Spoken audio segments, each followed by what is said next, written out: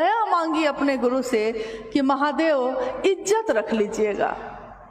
उन्होंने कहा कि मैंने अपने कातर मन से ये प्रार्थना की और मैं बाहर निकल के चुपचाप खड़ा हो गया। थोड़ी देर बाद, 2 ही मिनट बाद जब दरवाजे को खोला गया तो प्रसाद ग्रहण हो चुका था। पूरा परिसर हर हर महादेव के नारे से गूंज गया और लोगों ने देखा कि ये कौन है जो देखने में तो सामान्य लग रहा है, एकदम सामान्य वेशभूषा थी, पैंट शर्ट पहने हुए थे, वो मजिस्ट्रेट थे उस जिले के। और इस घटना का ये असर हुआ कि लोगों के मन में ये प्रभाव डाल गया कि शिव से सिर्फ हम पूजा ही नहीं करते हैं, कामनाओं की पूर्ति भी हमारी होती है। लेकिन साहब हरिंदरानंद जी के मन में ये बात नहीं थी कि मेरे जीवन में जो चमत्कार घटे हैं मैं उनको लोगों को दिखाऊं। उनके मन ने ये समझा कि आज पूरी दुनिया के लोग, जिसमें सामान्य से अति सामान्य लोग रहते हैं, गरीब से गरीब लोग रहते हैं, उनका कौन है? कोई नहीं। उनका गुरु कौन होगा? अमीर का भी हो, गरीब का भी हो, हर जाति का हो, हर धर्म का हो, ऐसा गुरु कौन है जो सबका हो सकता है? तो जब भी हम अपने इतिहास पर नज़र डालते हैं तो किताबें कहती हैं, ऋषियों ने कहा है कि संभवे गुरुवे नमः, यानी गुरु हैं वो। तुम त्रिभुवन गुरु वेद बखाना, तुम त्रिभुवन के गुरु हो, तीनों लोगों के गुरु हो। ये मैं नहीं कहता, ये वेदों ने बखान किया है। तुम विद्या के तीर्थ हो, मतलब जितनी भी तरह की विद्याएं हैं, जितने भी तरह के ज्ञान हैं धरती पे, उन सब के तुम क्या हो? तो तीर्थ हो। तो उनके मन ने ये सोचा कि जब इतना सुंदर गुरु उपलब्ध है, इतना बड़ा गुरु उपलब्ध है और हर व्यक्ति, सामान्य से सामान्य व्यक्ति उस शिव को अपना बना सकता है, तो क्यों नहीं हम लोग इस बात को दूसरों को कहें। शुरू में उनको काफ़ी कठिनाई हुई क्योंकि सबने यही कहा कि हम महादेव की पूजा तो करते ही हैं, तो जब महादेव की पूजा हम करते हैं तो हम गुरु क्यों माने। सामान्यतः आप भी किसी को कहते होंगे तो वो हो सकता है यही कहते होंगे कि जब शिव भगवान के रूप में सब कुछ दे सकते हैं तो गुरु क्यों माने। साहब हरिंदरानंद जी ने उन लोगों को समझाया कि ईश्वर के रूप में वो सब कुछ दे सकते हैं, लेकिन सब कुछ प्राप्त कर लिया है और उसको संचालित करने का ज्ञान नहीं है तो क्या होगा। जीवन है, जीवन को चलाने का ज्ञान नहीं है। हमारे पुराणों में या हमारे बुजुर्ग कहते हैं कि पूत कपूत हो तो क्या धन संचय, पूत सपूत हो तो क्या धन संचय। सुना है आपने कभी? पूत कपूत हो तब भी धन संचय करने की जरूरत नहीं है और पूत सपूत हो तब भी जरूरत नहीं है। कारण क्योंकि बहुत सारी संपत्ति आप अपने बेटे को दे सकते हैं, लेकिन अगर उस पुत्र को उस संपत्ति को संभालने का ज्ञान नहीं होगा तो क्या होगा।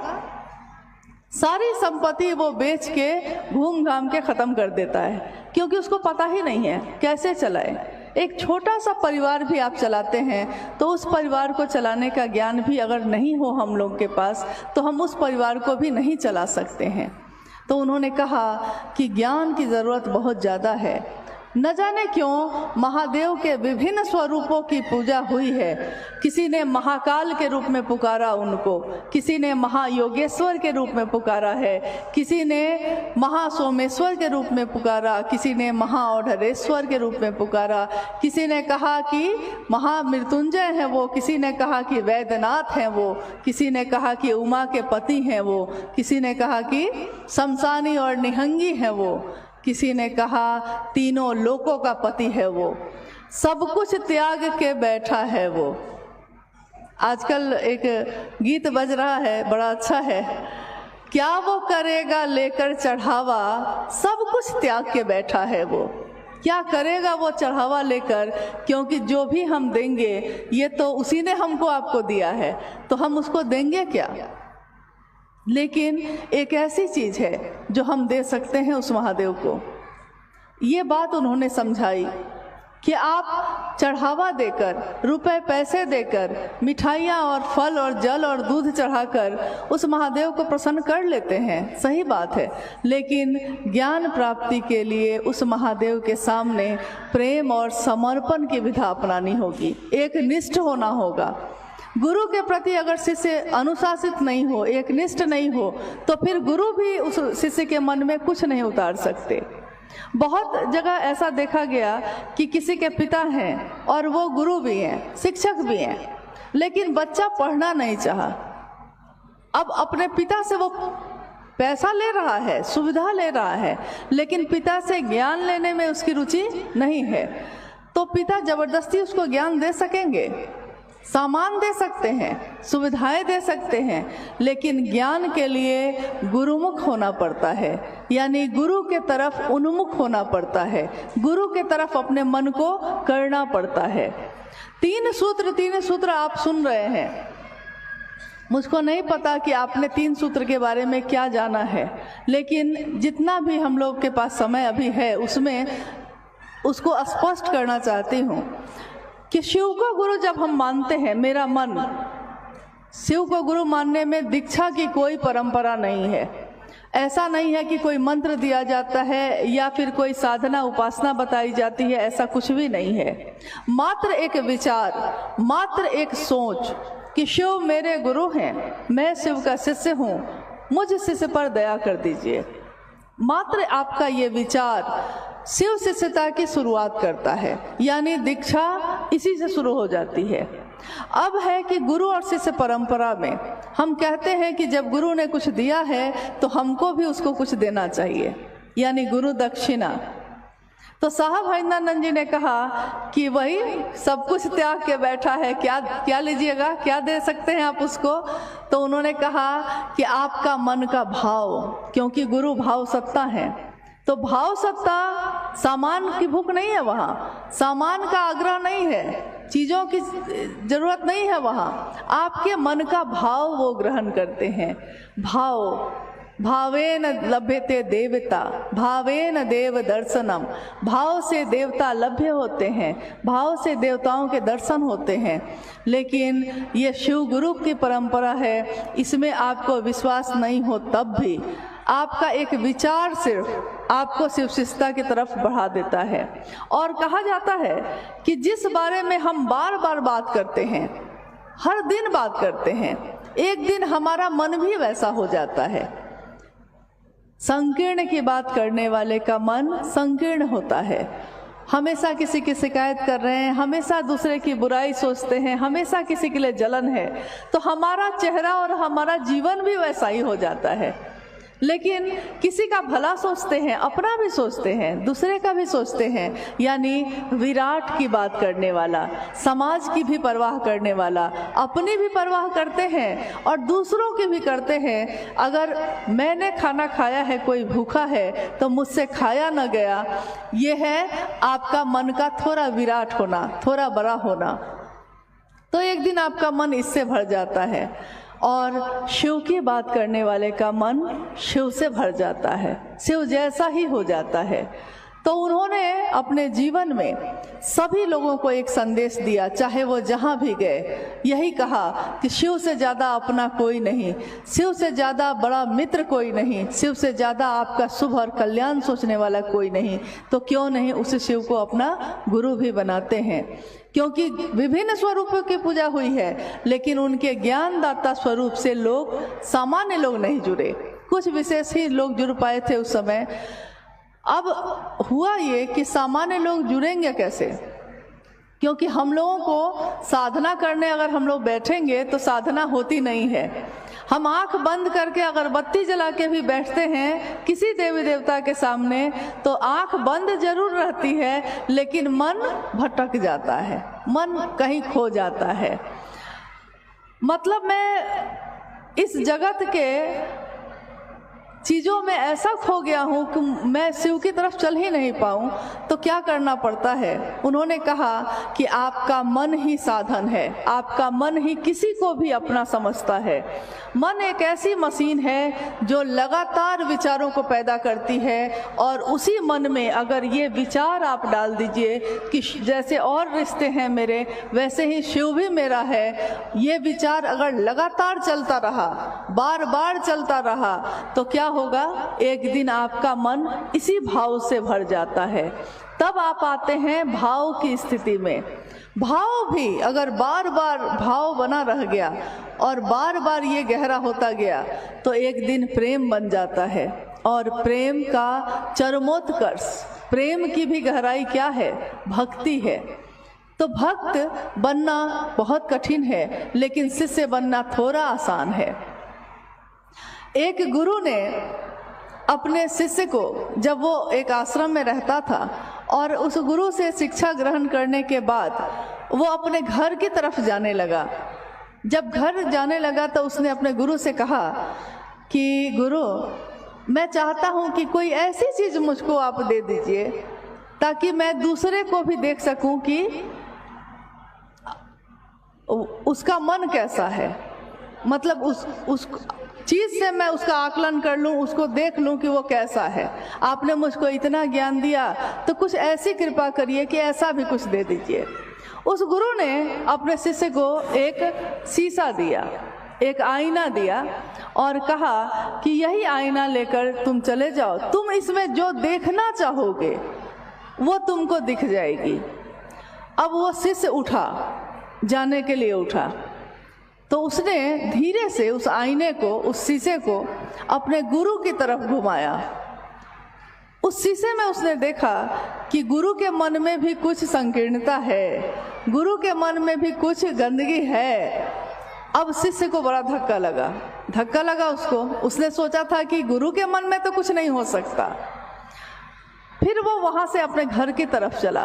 रास्ते में जितने लोग मिलते थे सबकी तरफ उस आईने को घुमाता था और देखता था कि सबके मन में ईर्ष्या है, जलन है, क्रोध है, पाप ही पाप है। फिर वो घर चला गया। कुछ दिन रहकर वो फिर वापस लौटा। जब वो वापस लौटा तो गुरु ने कहा कि कैसा रहा, घर की यात्रा कैसी रही? उसने कहा कि यात्रा तो अच्छी रही, परिवार में भी सब कोई ठीक है गुरुजी, लेकिन मैं एक बात पूछना चाहता हूँ आपसे। गुरु ने कहा कि पूछो। शिष्य ने कहा कि आपने जो शीशा दिया था मुझको, मैंने पहले आपकी तरफ घुमाया, फिर मैंने रास्ते में सबकी तरफ घुमाया। हर आदमी के मन में पाप ही पाप है, ईर्ष्या ही ईर्ष्या है। तो मुझको बड़ा आश्चर्य हुआ कि मैंने तो बहुत अच्छी चीज़ आपसे मांगी थी, आपने मुझको क्या दे दिया? गुरु ने कहा कि मैंने ये दिया तुमको जरूर था, लेकिन तुम एक भूल कर गए। तुमको ये आईना सबसे पहले कहाँ घुमाना था? किसके तरफ?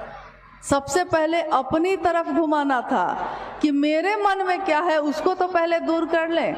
तुम दुनिया को तो देखते रहे, लेकिन तुमने अपनी तरफ तो देखा ही नहीं। तो हुआ ये कि शिष्य ने समझ लिया कि मेरा मन ही मेरा दर्पण है और यही हमको समझा देता है, दिखा देता है क्या अच्छा है, क्या बुरा है, क्या पाप है, क्या पुण्य है। और इस तरह हम आते हैं अब शिव की शिष्यता पे।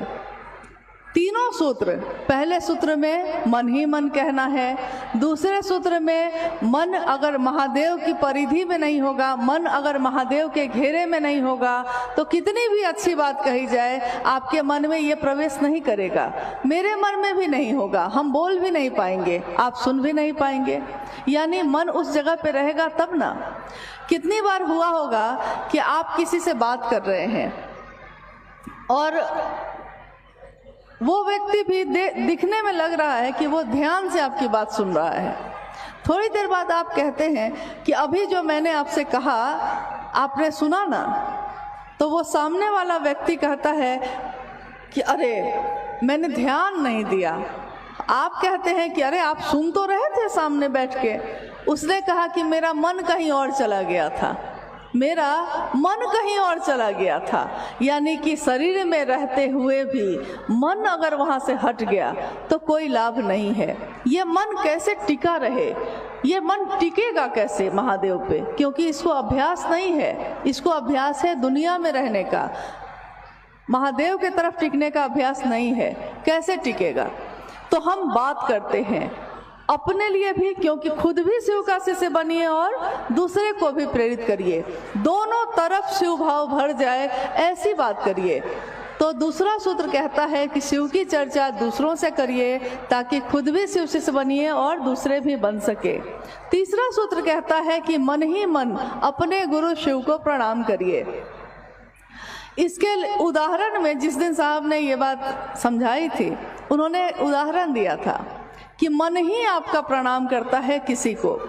उन्होंने कहा कि एक गांव में एक व्यक्ति गया, उसने देखा कि एक सास और बहू दोनों बैठी हुई है। बहू अंदर से आती है, घर में निकलती है, सास बाहर बैठी है, तो वो बहू अपने सिर पे आंचल लेकर अपनी सास के पैर को बार बार छू के प्रणाम कर रही है। उस व्यक्ति को बड़ा अच्छा लगा। जब सास चली गई उसकी, तो उसने कहा कि आप लगता है अपनी सासू माँ को बहुत मानती हैं, क्योंकि कितने अच्छे मन से आपने अभी प्रणाम किया। तो उस बहू ने कहा कि अरे बहुत तंग है हम भाई, बहुत तंग है इनसे, बड़ा परेशान करती हैं, बड़ा दुख देती हैं। मैं सोचती हूँ हमेशा कि ये कब जाएंगी दुनिया से, लेकिन क्योंकि लौकिकता में सास है मेरी, माँ के बराबर हैं, तो प्रणाम तो करना पड़ता है ना।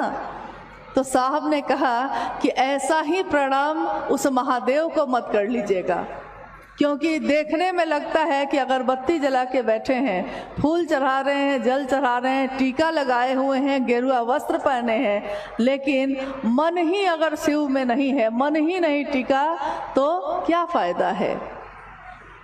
और अगर मन आपका रोशनी से भर जाए तो क्या होता है? मन उजियारा जब जब फैला, जग उजियारा होए, इस उजले दर्पण पे प्राणी देखो धूल न जमने पाए। कहीं धूल न जम जाए दुनिया की। इस आईने को भी पोंछने की जरूरत पड़ती है हमेशा, तो महादेव की छवि उसमें दिख सके, महादेव मेरे हैं ये मेरा मन समझ सके। इसके लिए हम तीनों सूत्र करते हैं जरूर, लेकिन इन तीनों सूत्रों को करने के पीछे हमारी मनसा मात्र रहती है कि हम शिव की तरफ चल सकें, मेरा मन शिव पे टिक सके। आपके इस जगह पे मुझे लगता है कि ये पहली बार इस तरह का कार्यक्रम आयोजित हुआ है, और अभी दिखने में आ रहा है कि बाहर मौसम काफ़ी ख़राब है। मतलब किसी के लिए अच्छा है, किसी के लिए ख़राब है। देखिए, हर चीज़ किसी के लिए अच्छी होती है, किसी के लिए ख़राब। जिसके पास अच्छा घर है, सुरक्षित है, उसके लिए तो बढ़िया मौसम है, बारिश देखने में अच्छा लगता है। लेकिन जिसकी टूटी फूटी झोपड़ी है, छोटा सा घर है, पानी भर जाता है, उसके लिए यही बारिश दुखदाई भी है। तो किसी के लिए जो अच्छा होता है किसी के लिए बुरा होता है, किसी के लिए जो बुरा होता है किसी के लिए अच्छा होता है। लेकिन शिव की शिष्यता सबको समान रूप से आवेशित करती है, सबके लिए एक जैसा ही होती है। मेरा अनुरोध है कि बारिश अपना काम कर रही है, लेकिन आप लोग जो पीछे खड़े हैं कम से कम शांत होकर बैठ जाइए। हमारे जीवन में पहले से ही काफ़ी परेशानी है, काफ़ी बेचैनी है, और इस परेशानी और बेचैनी में हमको कुछ समझ में नहीं आता। लेकिन महादेव की दया ऐसी है कि इस बेचैनी में भी महादेव याद आते हैं, इस बेचैनी में भी हम महादेव से दया मांगते हैं। यानी सारी परेशानियों के बीच रह के भी अगर वो शिव याद आता है, जिसकी नींद में भी शिव अवस्थित होते हैं, वो ऋषि होते हैं, वो साधु होते हैं। तो अगर एक मजदूरी करने वाले मजदूर को भी बोरा ढोते हुए भी वो महादेव याद आता है, या किसी को शानदार गाड़ी चलाते हुए भी महादेव याद आता है, तो इससे बड़ी साधुता और कुछ भी नहीं है। आइए हम लोग कुछ जिज्ञासा पे, अगर आई है आपके यहाँ से कोई प्रश्न, कोई जिज्ञासा, कोई उत्सुकता, तो हम लोग थोड़ी देर उस पर बात करते हैं।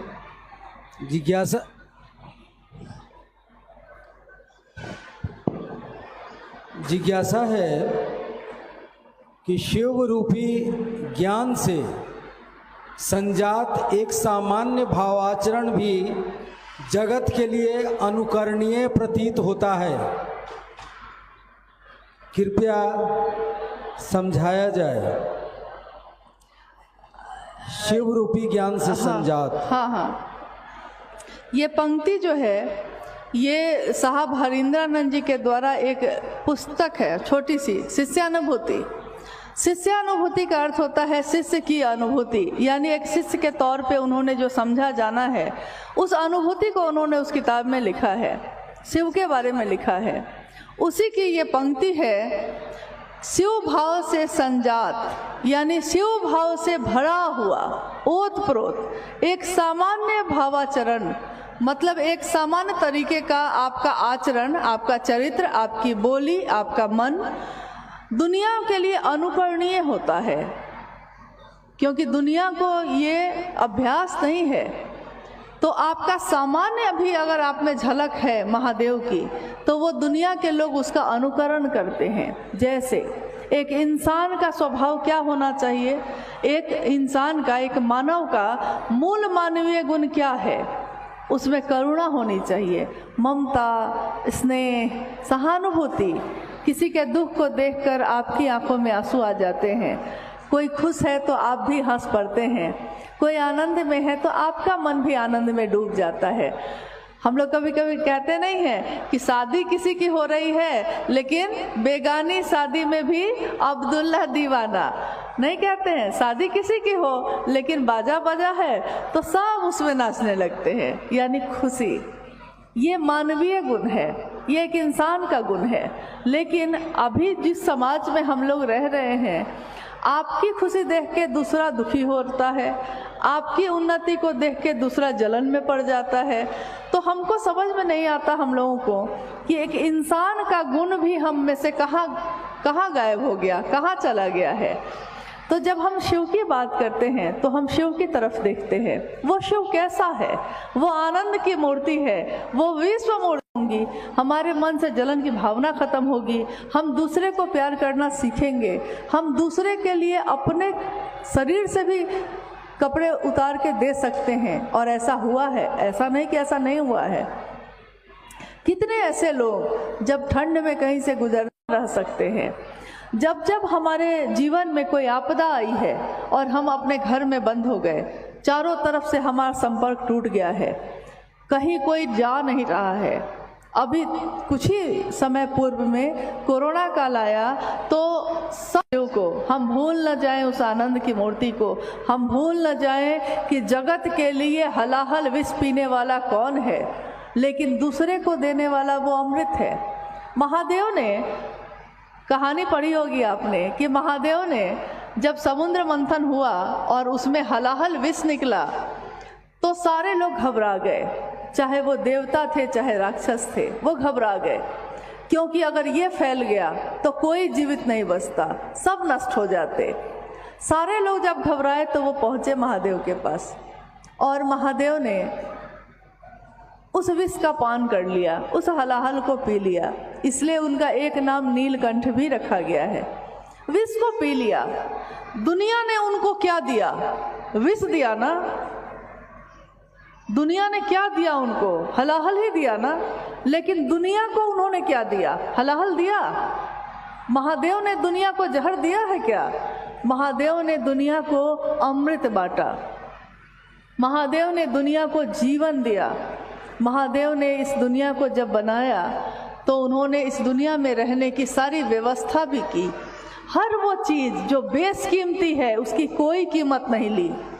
आप आज हम जब बात करते हैं कि देखिए दुनिया कहाँ से कहाँ चली गई, आविष्कार पे आविष्कार हुए, वैज्ञानिक पैदा हुए, विज्ञान ने इतनी तरक्की की, लेकिन आज तक विज्ञान पानी की एक बूंद नहीं बना सका है। बना सकता था कि कौन है, मतलब जो है उसी को लज्जित करता रहता था कि हम ज्ञानी ज़्यादा है, तुमको ज्ञान नहीं है। उसमें उसने उस बच्चे को भी नहीं देखा कि वो बच्चा है। उसने कहा कि पढ़ते हो? तो बच्चे ने कहा हाँ। उस ज्ञानी ने कहा कि अच्छा ये बताओ, ये आग जो आती है ये कहाँ से आती है? अब बच्चा बेचारा चेहरा देखने लगा, उसने कहा कि मुझको नहीं पता। तो वो ठठा के हंस गया, बोला कि अरे क्या पढ़ते हो, ये भी नहीं पता आग कहाँ से आती है? तो वहीं पे एक दिया जल रहा था, दीपक एक जल रहा था। उस बच्चे ने उस दीपक को उठाया और फूंक मारकर उसको बुझा दिया। और उसने पूछा उस ज्ञानी से कि अब बताइए ये आग गई कहाँ, आई कहाँ, ये मुझको नहीं पता, लेकिन आग जो थी वो गई कहाँ, अब आप बताइए। तो वो बेचारा स्तब्ध रह गया। कोई नहीं जानता कि किसके अंदर क्या ज्ञान है, क्योंकि आप उसके कपड़े से उसका आकलन करते हैं, आप उसकी अमीरी गरीबी से आकलन करते हैं, लेकिन अगर किसी का मन उस शिव से टिक गया है तो वो देखने में फ़कीर लगता ज़रूर है, लेकिन वो फ़कीर होता नहीं है। क्या पता उसके मन को शिव ने किस भाव से भर दिया है, कौन सा ज्ञान भर दिया है। तो उस शिव ने हमको सिखाया कि न्यूनतम छोटी से छोटी व्यवस्था में भी सुखी रहा जा सकता है। महल के महल हो और आपको नींद नहीं आए तो कोई फ़ायदा नहीं है, लेकिन अगर शिव के प्रति आप एकनिष्ठ हैं, शिव के प्रति ईमानदार हैं, तो फिर सब मामला ठीक ही रहता है। कहते हैं हमारे जहाँ अभी तो हम लोग झारखंड में रहते हैं, लेकिन बिहार और झारखंड पहले एक ही था। और बिहार की एक घटना है, एक व्यक्ति, एक व्यापारी थे और बड़े समृद्ध थे। वो कभी कभी साहब से मिलने आते थे, हम लोग भी वहाँ बैठे होते थे। एक बार मतलब है एक जगह है, वहाँ से वो आए जब, तो उन्होंने कहा कि साहब मैं आपसे एक बात जानना चाहता हूँ। साहब ने कहा पूछिए। तो उन्होंने कहा कि मैं जानना चाहता हूँ कि मैं सही कर रहा हूँ कि गलत कर रहा हूँ। तो साहब ने पूछा कि क्या आप सही कर रहे हैं, बताइएगा तभी तो। उन्होंने कहा कि मैं व्यापारी हूँ, व्यापार करने के लिए मैं चाहता नहीं हूँ ऐसा करना, लेकिन मुझको कुछ बेईमानी करनी पड़ती है, कुछ झूठ भी बोलना पड़ता है, थोड़ा सा दूसरे को पीड़ा भी पहुँचानी पड़ जाती है कभी कभी। मैं जानता हूँ कि मैं गलत कर रहा हूँ, लेकिन मैं रोज़ महादेव के सामने अपने कमरे को बंद करके महादेव से दया की याचना करता हूँ। और मैं रोज़ कहता हूँ महादेव को कि महादेव आप तो जानते हैं ना कि मैं कैसा हूँ, आप तो जानते हैं ना कि मैं झूठ बोलता हूँ, मैं व्यापारी हूँ, मैं बेईमान भी हूँ, मैंने कितने लोगों को कष्ट भी पहुँचाया है, लेकिन चाहा नहीं है ऐसा। आप तो जानते हैं कि मैं कैसा हूँ, लेकिन तब भी आप मुझ पे दया कीजिए। तो उन्होंने कहा कि साहब अब इसके कारण होता है कि क्या बात है, लेकिन आज तक मुझको उन्नति ही उन्नति मिल रही है, ये मेरी समझ में नहीं आता है। साहब भी हंसने लगे। उन्होंने कहा कि दुनिया जिसको कहती है पाप, क्या पता उस महादेव के नज़र में वो क्या होगा, क्योंकि रौ रौ नरक के भागी को भी, रौ नरक यानी कि जो करोड़ों करोड़ों नरक के भागी हों, ऐसा भी पाप अगर किसी ने कर दिया है तो फिर भी अगर वो अंतः से, अंदर से पुकारता है शिव को, अंतः से पुकारोगे तो उबार देंगे शंभु। हे उरग, हे सांप, तुम टेढ़ा चलते हो, तुम जहर रखते हो, हे उरग, तब भी अगर सीने के बल झुक के जाओगे तो क्या होगा। हे उरग, उर के बल जा, गलहार लेंगे शंभु। वो शंभु गले में धारित करते हैं, कलंकित चंद्रमा को भी वो माथे पे धारण करते हैं। दुनिया जिसको ठुकराती है वो उसको गले से लगाते हैं, और क्या चाहिए आपको। तो देखिए, उन्होंने ये भी सिखाया कि गुरु एक ऐसी सत्ता होते हैं जिसके सामने छुपाइए मत कि आप क्या हैं, आप जो है ना वैसे ही खड़े हो जाइए उनके सामने। और गुरु की जिम्मेदारी होती है कि वो अपने शिष्य के मन में अपना परिमार्जन करें, आकर्षण पैदा करें ईश्वर की तरफ। इसलिए ये पंक्ति जो अभी भाई सोविंद जी ने कही कि एक सामान्य भावाचरण, एक सामान्य यानी मन से जो आप सोचते हैं, आपकी बोली जो बोलती है वही आप करते हैं कि नहीं। आप दूसरे से तो अच्छी अच्छी बात कहते हैं, लेकिन क्या आपके आचरण में भी ऐसा है? अगर ऐसा है तब तो इससे अच्छी बात कोई नहीं होगी, क्योंकि आपके आचरण को देखकर कोई शिव को अपना बनाएगा। वो कहेगा ना कि जो शिव को बात करने वाले लोग हैं वो ऐसे होते हैं, क्योंकि आपकी बात न तो आपका नाम हो रहा है न तो आपकी बदनामी हो रही है। नाम भी होगा तो शिव का, बदनामी भी होगी तो शिव की। इसलिए अपने गुरु शिव के लिए अपने आचरण को हमेशा सही रखने की कोशिश कीजिए। महादेव की दया से ऐसा हो जाए तो पूरी दुनिया सुवासित हो जाए, सुगंधित हो जाए। शिष्या अनुभूति से एक और जिज्ञासा है। सांसारिक सुखों की परिधि में हम दीर्घकालिक योजनाओं की परिकल्पना और उसके कार्यान्वयन में जगत की अपनी अल्पकालिक यात्रा भूल जाते हैं। हाँ, ये साहब श्री की लिखी हुई लाइन है, पंक्ति है। उन्होंने कहा है कि हम आज जीवन में जो जीते हैं, संपत्ति पे संपत्ति इकट्ठी करते हैं, चीज़ें इकट्ठी करते हैं, सामान इकट्ठी करते हैं। हम सोचते हैं आगे 10 साल बाद हम क्या करेंगे, इसकी भी योजना हम बनाते हैं। एक घर बना लिया है तो दूसरा घर भी कैसे बना ले, इसकी योजना भी बनाते हैं। यानी लौकिक जगत में आगे क्या क्या करेंगे इसकी लंबी लंबी योजना बनाते हैं। लेकिन इस योजना को बनाते बनाते हम अपनी जो अल्पकालिक यात्रा है, यानी छोटी सी जीवन की यात्रा जो है, उसको भूल जाते हैं। उन्होंने कहा कि एक इंसान का जीवन कितना होगा, 70 साल, 80 साल, 90 साल, बहुत से बहुत होगा तो 100 साल। इस 80-90 साल के जीवन के लिए आप इतनी योजना बना रहे हैं, लगता है जैसे यहाँ से कभी नहीं जाएंगे।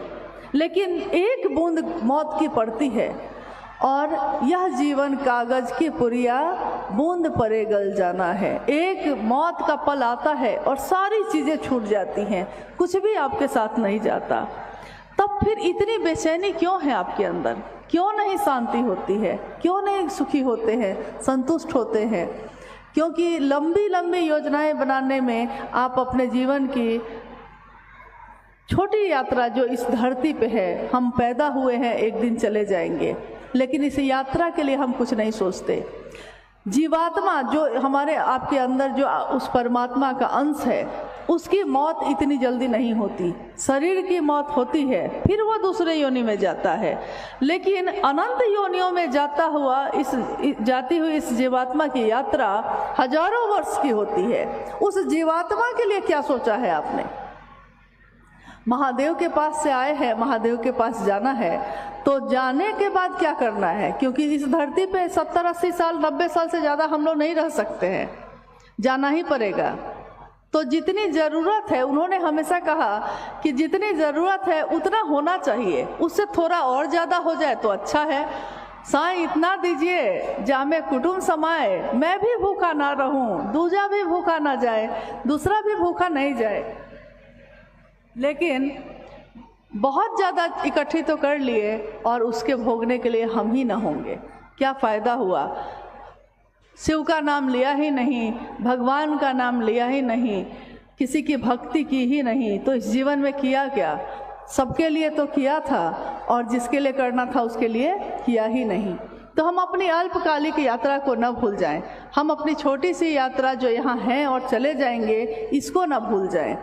और यहाँ बड़ा बनने जैसा कुछ भी नहीं है, क्योंकि इतने प्राचीन समय से कितने बड़े बड़े लोग आए और ऐसा नहीं कि उनके पास संपत्ति नहीं थी, उनके पास महल और चौबारे नहीं थे, लेकिन एक दिन वो भी मौत के रास्ते चले गए।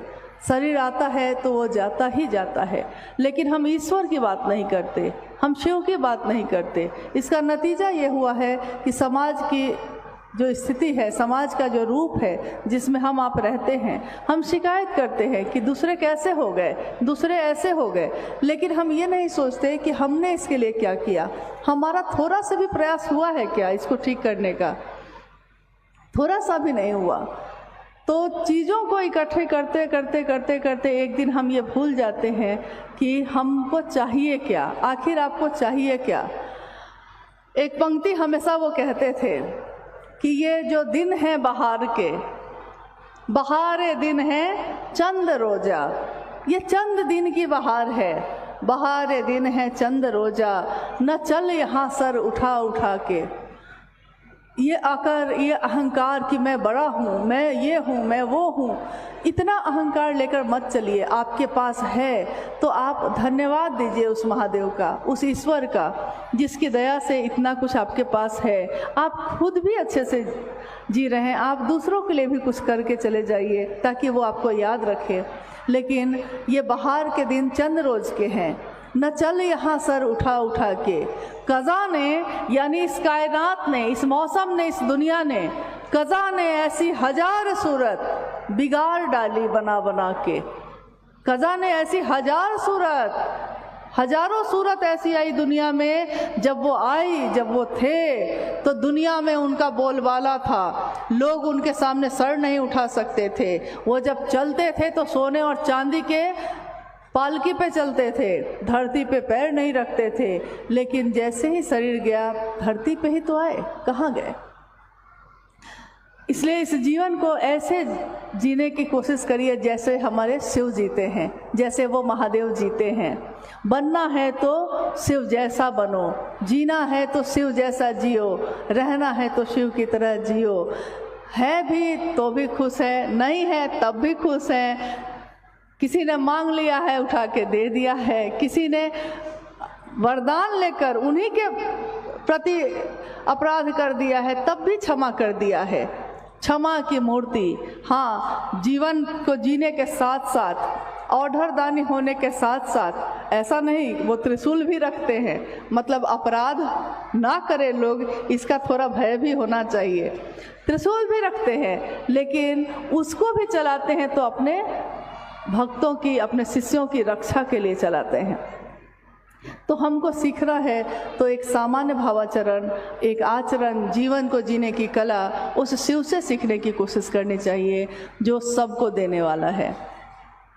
और कुछ मनुष्य के सहज प्रेम से परमात्मा लभ्य है, कृपया समझाया जाए।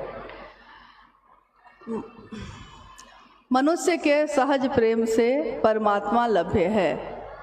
मनुष्य का सहज प्रेम यानी कि इंसान का जो सहज सामान्य प्रेम होता है, सहज शब्द बना है सहजोर ज से, यानी जो जन्म से ही आपका स्वभाव है, जन्म से ही आपका स्वभाव है माँ को प्यार करना, जन्म से आपका स्वभाव है, आप पिता की आवाज़ को पहचान जाते हैं, जन्म से ही आपका स्वभाव है सबको अपना, जिसको भी आप अपना समझते हैं अपना समझने लगते हैं। लेकिन उसी सहज प्रेम से हमारे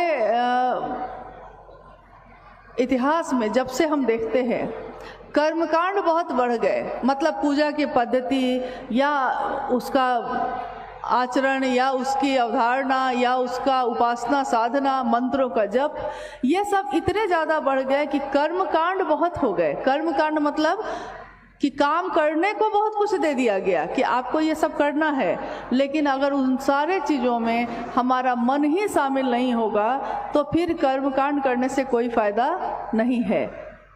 तो सहज प्रेम से उस परमात्मा को आप पा सकते हैं, जिस तरह सहज प्रेम से पिता को प्राप्त करते हैं, जिस तरह सहज प्रेम से बेटा और बेटी अपना होता है, वैसा ही सहज प्रेम है ईश्वर से मिलने का भी।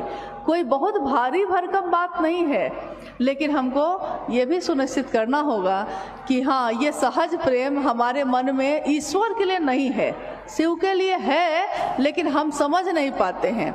ये प्रकट कब होता है, ये सामने कब आता है। जैसे एक बच्चा जब पैदा होता है तो वो छोटा है, उसके मन में कुछ ऐसे भाव हैं जो सोए हुए हैं, अभी सोए हुए हैं। लेकिन जब वो युवा होता है, बड़ा होता है, अब उसका विवाह कहीं तय कर दिया गया है, अभी तय हुआ है, अभी शादी हुई नहीं है, बस तय हुआ है कि इस अमुक लड़की से तुम्हारी शादी होगी, और उसके अंदर का पति का भाव जग जाता है। होता है कि नहीं ऐसा? पति का भाव अचानक तो नहीं आया था, वो जन्मजात था उसके साथ, लेकिन जब सामने में पत्नी का भाव आया तो उसके अंदर का पति का भाव जग गया। फिर कल को उसकी संतान होती है, पिता का भाव सोया हुआ है अभी भी। जैसे ही पुत्र या पुत्री सामने आया है, अभी पैदा नहीं हुआ है, अभी सिर्फ सूचना आई है कि आप पिता बनने वाले हैं या आप माँ बनने वाली हैं, अभी सिर्फ सूचना आई है, लेकिन उस सूचना पे ही आपके पिता और माँ का भाव जग गया। अचानक नहीं आया था कहीं से, ये था, जन्मजात था, लेकिन उस समय पैदा हो जाता है जब सामने वो संबंध आ जाता है। ठीक वैसे ही मित्र आता है कोई सामने, तो आपके अंदर भी मित्र बेटा और बेटा के पास मन पहुंचा। वैसे ही कोई बहुत भारी काम नहीं है ये बहुत आसान है, सरल है, सहज है। सोचा और पहुँचे, शिव को भी याद किया और पहुँचे, बस इतना ही है।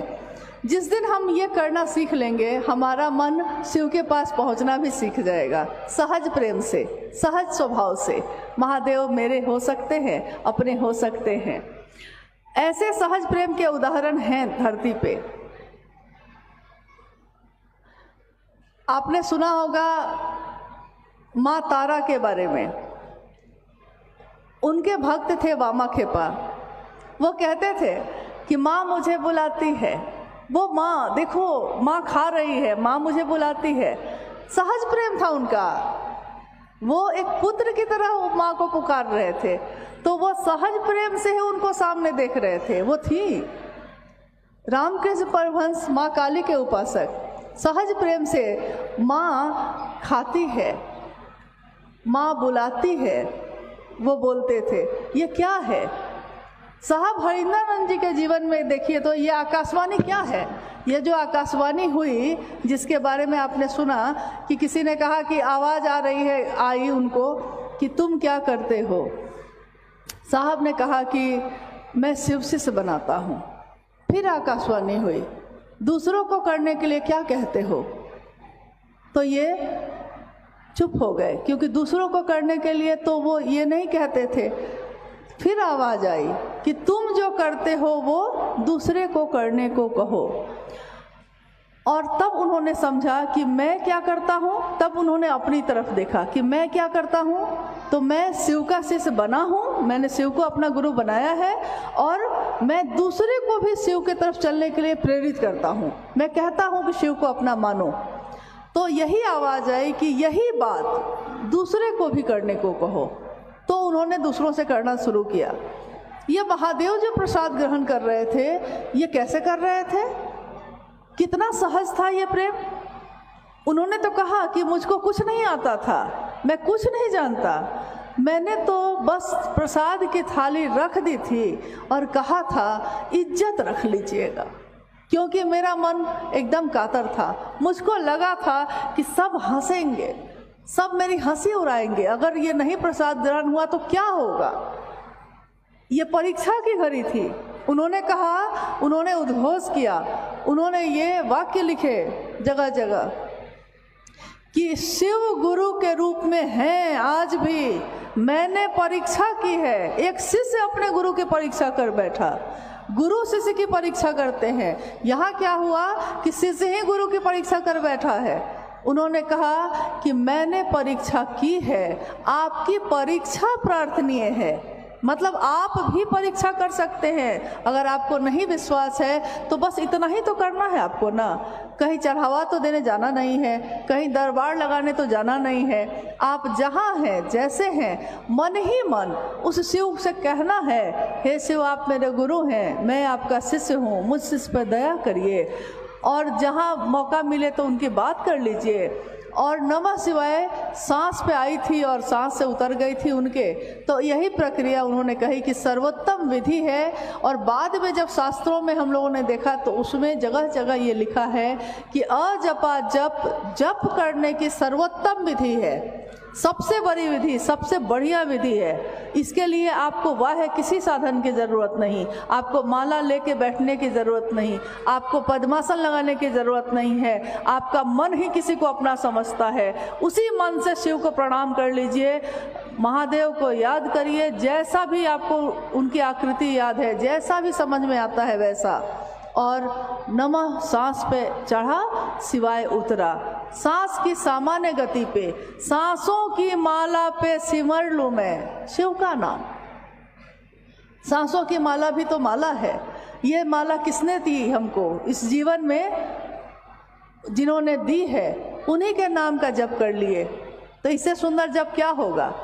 जो उन्होंने दिया है उसी का साधन बन गया। तो मन ही में ये तीनों काम तो करने हैं। आप करके देखिए, और आप चुपचाप करके देखिए, और देखिए, एकांत में बैठिए और सोचिए कि क्या आपके मन में परिवर्तन हुआ, आपके जीवन में परिवर्तन हुआ? क्या आप कुछ अच्छा सोचने लगे हैं? क्या आप शिव की तरह की दृष्टि से लोगों को देखने लगे हैं? दुनिया से जब दुनिया में खड़े होके जब महादेव की तरफ देखिएगा तो महादेव बहुत दूर नजर आएंगे। और आज तक यही हुआ था।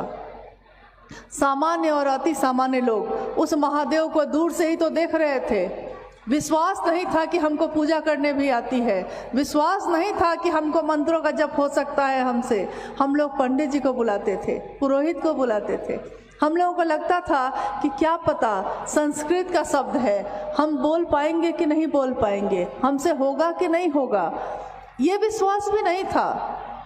और साहब ने कहा कि अपशब्द अर्चना के सुधार लेंगे शंभु, अंतः से पुकारोगे तो उबार देंगे शंभु। अपशब्द है अर्चना में, भाव अर्चना का है, लेकिन भाव अर्चना का है। टूटी फूटी संस्कृत बोल के भी, टूटी फूटी हिंदी बोल के भी उन्होंने कहा कि यह किसने कहा कि महादेव को संस्कृत सिर्फ समझ में आता है? क्योंकि ये भाषा तो मैंने और आपने बनाई थी। महादेव की भाषा तो कोई समझ ही ना पाया आज तक, और अगर समझना चाहिएगा तो उससे आसान कुछ भी नहीं है। महादेव की बात, महादेव की शिष्यता दिल में उतरने की विधा है, लेकिन दिल में उतरने की चीज़ों पे दिमाग नहीं लगाया जाता। जहाँ दिल का मामला हो वहाँ दिमाग नहीं लगाना चाहिए। हम अपनी माँ को दिल से प्यार करते हैं, हम कहाँ दिमाग लगाते हैं उसमें? हम अपने बेटे के लिए तरफ जाते हैं, हम कहाँ दिमाग लगाते हैं उसमें? एक दिन एक गुरु बहन रांची में, जहाँ हम लोग रहते हैं, उस समय साहब शरीर में थे और उनके पास आई थी। उसने रोते हुए कहा था, उसकी आंखों में आंसू थे, और उसने कहा कि मैं इतने दिनों से महादेव की बात कर रही हूँ, मैंने महादेव को गुरु माना, लेकिन मेरे जीवन के कष्ट कम नहीं हो रहे हैं। कभी कभी लगता है साहब कि छोड़ दूँ महादेव को। हमारे वरेण्य गुरु भ्राता ने कहा कि तुम्हारे जीवन में तो और भी संबंध है ना, पति है, जिस पति के पाँव को तुम दबाती हो उसी पाँव से वो तुमको लात मारता है, ठोकर देता है तुमको। जो जिसके लिए खाना बना के देती हो उसके मुंह से तुम्हारे लिए गालियां निकलती हैं, फिर भी तुमने कभी सोचा है कि उसको छोड़ दो? तो उसने कहा नहीं। साहब ने कहा कि इस दुनिया के रिश्ते दुख से दुख देते हैं, ठोकर पे ठोकर देते हैं, लेकिन तब भी अपना मान लिया है तो उसको नहीं छोड़ते। और महादेव ने तो ऐसा कभी किया भी नहीं है, उसको छोड़ने की बात करती। जो सबसे उबार सकता है, जो सबसे निकाल सकता है, उसी के साथ रहने से दुख से दूर हो सकती हो, उसी को छोड़ने की बात करती हो। उसने तुमसे लिया ही क्या है? एक निष्ठता लेकिन चाहिए। एक जगह खड़े हो गए हैं तो फिर खड़े हो जाइए। क्या पता यहाँ पानी अभी नहीं है, लेकिन आपके कोराई करते करते में एक ही जगह अगर करते रह गए तो कहीं ना कहीं पानी निकल जाएगा। और अगर ऐसा नहीं किया तो क्या होगा? कभी यहाँ कभी वहाँ करते करते ऐसा हो जाएगा कि कहीं कुछ भी हासिल नहीं होगा। कहते हैं कि देवताओं के भी, देवी देवताओं के भी देव कौन है? तो उनको हम कहते हैं महादेव है। वो महादेव सारे देवी देवताओं के भी देव, आराध्य। और सोचिए कि अगर वो आपका हो जाए तो क्या सारे लोग आपके नहीं हैं? कोई देवी, कोई देवता वो किसको चाहती हैं? माँ देवी किसकी इच्छा है, किसकी शक्ति है? शिव की ही ना, शिव से अलग तो नहीं।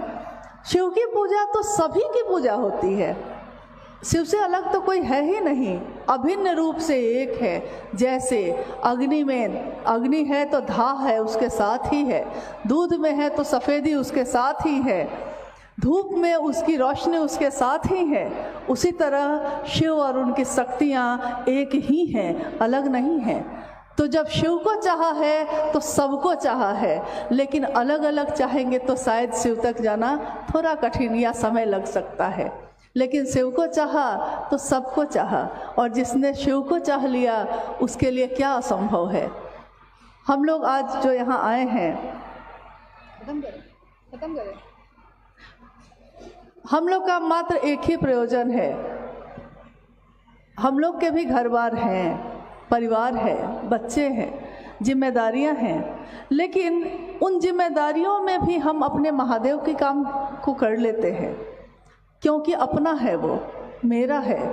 मैं ना करूं तो दूसरे करेंगे या ना करेंगे मुझको क्या पता, लेकिन मुझको करना है ये मुझको पता है।